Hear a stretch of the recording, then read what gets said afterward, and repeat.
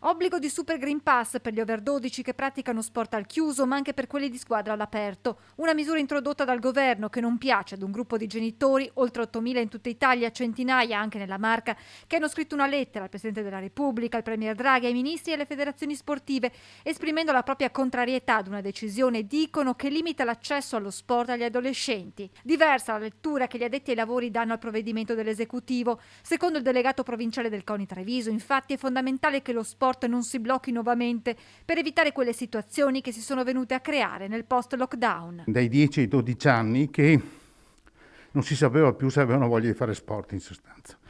Pertanto queste nuove norme le vedo in senso positivo, perché dovremo arrivare proprio a non avere l'ipotesi che si chiuda lo sport. Il Super Green Pass, insomma, permetterà, secondo Samson, di proseguire con le attività sportive, anche perché, dice l'esponente del CONI, nello sport ci sono le stesse percentuali di vaccinati che si registrano nel resto della popolazione. Quanti non saranno a posto fra qualche giorno? Saranno 2 o 3, un paio sicuramente si adeguerà, uno no.